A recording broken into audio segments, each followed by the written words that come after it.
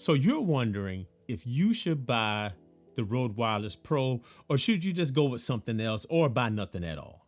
Well, I am going to tell you 5 reasons and a couple bonus reasons why the Wireless Pro may not be for you.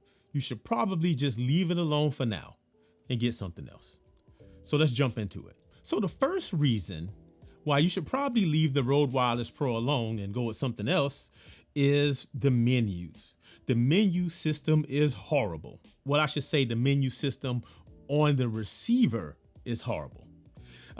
It's an LED screen, has all of the information you need, like the levels and the gain settings, all of that. But navigating it is the worst experience ever. There's like these 2 buttons on the bottom, and you have to press one to change it to a different menu, and then the other one moves up and down through the menu.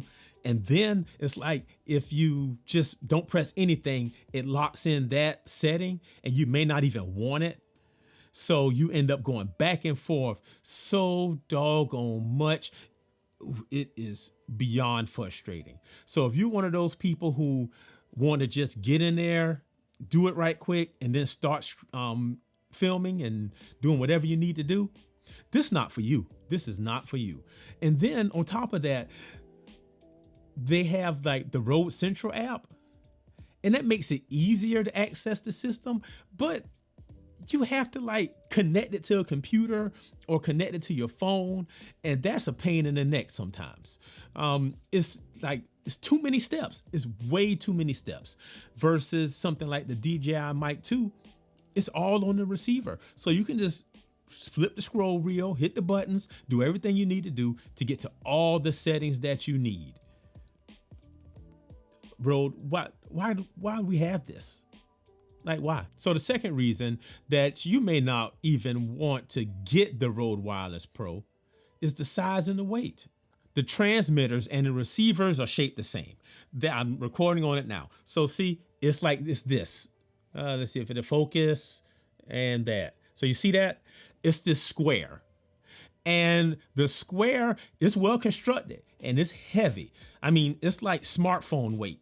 Well, close to it, but you know what I mean. Then on top of that, if you have the clip or the magnet on and you put it to a shirt, that shirt's gonna sag. It's gonna look awful on video. It's gonna be pulling it down, and it's gonna be the worst. As a matter of fact, watch this. So I also have this. This is the Fulham X5.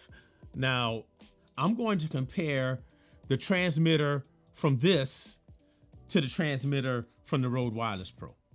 Now, and I would assume that the DJI mic is about the same size as the Fulham, so take a look.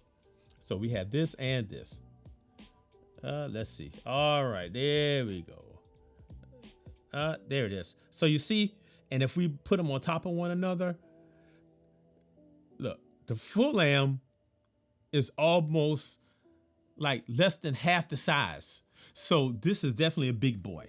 And by comparison, here's the receiver. So the receiver of the Rode Wireless Pro is the same size. Here's the receiver from the Fulham X5. So let's compare. And if you look at that, you see that it's almost half the size. The DJI Mic 2 is slightly bigger than this, but the size is definitely an issue. So one reason why you might not want to buy the Rode Wireless Pro, and this is reason number 4, the receiver is not designed for ease of use. We talked about the menus in it, and now I'm going to talk about the display and how it's set up. First of all, the receiver is still as chunky as the transmitter. It has some size to it. And there's like no magnet to stick it to anything. You just have to like have a cold shoe and slide it in there. So, I mean, that's okay, but it could be better. Now, the information is hard to read on the Rode Wireless Pro because of where the screen is located. It's located like on the flat side. Like, let's say this is it, right? I'm recording on it, so I can't show you, but so let's say this is it, right? The screen is like right here. So if you slide it into something, look, if you slide it in like that, then this side, you can't read it. Or if you slide it in like this, you still can't read it because it's on the front. They could have done better than that. So on a lot of the competitors, the screen is actually on the side that is facing you. So if that's important to you, don't buy this. Don't buy this at all. Find something else if that's important to you. But if it doesn't matter, then hey, make it work. Let's talk about the weight of the receiver. Now, this is important because if you don't attach this to something and it's just hanging, it's going to be a problem. The weight of the DJI Mic 2 is like 24, 25 grams versus the Rode Wireless Pro, 34 grams. The receiver's definitely a big boy. This thing is chunky.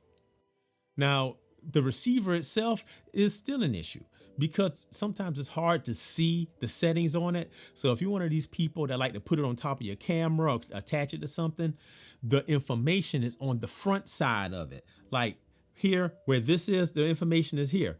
Versus some of the other competitors, the information is there. So you can put it, slide it in there and see everything without having to flip around to the top or something like that. So if seeing that while you're recording is a top thing for you, you don't want this.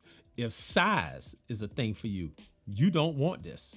The fifth reason why you should not buy the Rode Wireless Pro, I'm not gonna lie, it's one of the most expensive wireless mic kits out there. Right now it's retailing for about $399. And I mean, I'm gonna tell you what, that 32-bit float, the gain assist, the Blav 2s, all that comes at a price. And you're gonna pay it if you buy this. Versus the competitors, the Mic 2 is about $50 cheaper, which still could be more expensive, but it is cheaper. And if you're just starting out, you can get something like this, like the Fulham X5, and you can pay $125 to $150 for that. And if it's on sale, you can get it cheaper. They have stuff from Hollyland, Fulham, Newer, all of them. And honestly, if you have nothing, they're going to be way better than that. So that price is definitely a sticking point. You have to pay to play. And if that's not important to you, don't pay it. Just get something else. So yeah, price is a problem. So another problem that many people said, and I kind of think it's a problem too, but I see why, but it's these. So 2 cases that look almost the same. The only way you can tell the difference between the two is that this one has buttons on the back. One of them is for the mic system. The other one is for the accessories. Now, they're well built and all of that, but you have to have 2 cases for this to work. And for some people, they don't like keeping up with all that. They want it all in one. So, and you might not even need all of the accessories. Really, if you want to just stick it on your shirt or somewhere, you're fine with that. It's okay. Why do you need a lavalier mic? You can buy one separate if you want to. So that's definitely a problem. So if you want to be lightweight, you want to travel around quickly, not keep up with stuff, don't buy this. Don't buy the Rode Wireless Pro. As promised, I do have some bonus reasons that didn't quite make it to the list, but I thought they were important to talk about. And the first one is the shiny outside of the transmitters. So take a look at this. You see that? It's reflecting all of the light. It's shiny. So if you wanted to put this on your shirt or something like that, then look, you see how that shows up right there? I had to no. It could have came with like a matte finish or something like that where it can blend in, but it's shiny. They didn't have to do that. So if you want to be inconspicuous and you don't want to hide like this thing under your shirt, this is not for you. The shininess is crazy. And some people like to cover it with tape or something like that. But because of the slick nature of this, things have a hard time sticking to it. Like you have to go to Etsy or somewhere like that to find a vinyl thing to wrap all around it. And that's an extra step. Why do all that when you can just buy something else? Now, the next bonus thing that I didn't include on the list, but I thought was important is the learning curve. Some people say gear doesn't matter, but I'll tell you that it does.